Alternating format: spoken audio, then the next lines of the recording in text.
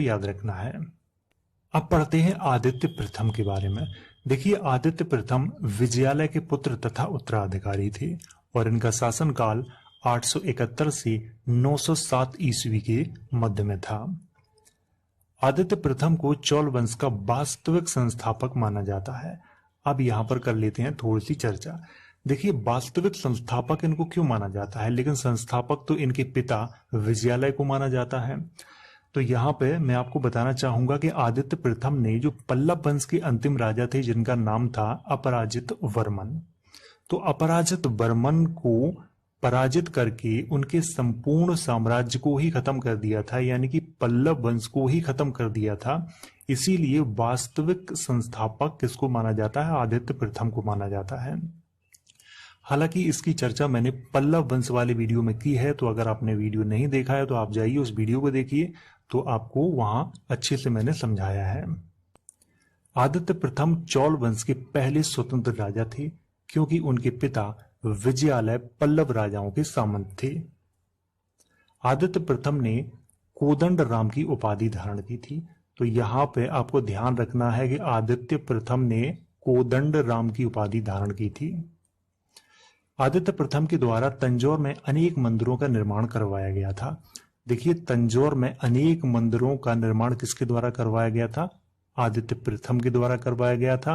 और तंजौर को आधुनिक क्या कहा जाता है, तंजावुर कहा जाता है। कहीं कहीं थंजावुर भी लिखा हुआ है, लेकिन तंजावुर कहा जाता है। तो इनके शासनकाल से जितना ये मैंने हाईलाइट किया हुआ है, बस आपको इतना ही याद रखना है। अब पढ़ते हैं परांतक प्रथम के बारे में। देखिए, परांतक प्रथम आदित्य प्रथम के पुत्र तथा उत्तराधिकारी थे और इनका शासनकाल 907 से 953 ईस्वी के मध्य में था। परांतक प्रथम ने पांड्य राजा को पराजित करने के बाद मुद्रिकोंड की उपाधि धारण की थी। देखिए, पांड्य राजा जिनका नाम था राजा शिंग, तो उनको इन्होंने पराजित किया था। किसने, परांतक प्रथम ने। उनको पराजित करने के बाद मुद्रिकोंड की उपाधि धारण की थी। किसने की थी, परांतक प्रथम ने।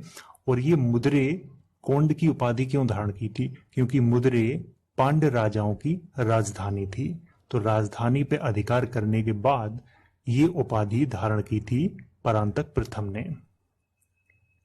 परांतक प्रथम के द्वारा तंजौर में चिदम्बरम मंदिर का निर्माण करवाया गया था।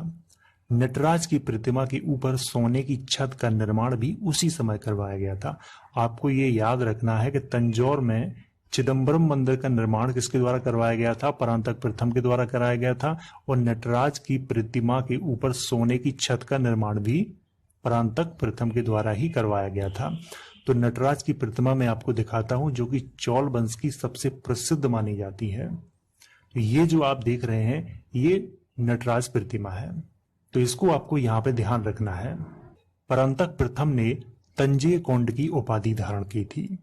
परांतक प्रथम के शासनकाल में राष्ट्रकूट राजा कृष्ण तृतीय ने गंग राजा के साथ मिलकर चोल साम्राज्य पर आक्रमण किया और तक्कोलम नामक स्थान पर दोनों सेनाओं के मध्य भीषण युद्ध हुआ, परंतु परांतक प्रथम की इस युद्ध में बुरी तरह हार हुई थी।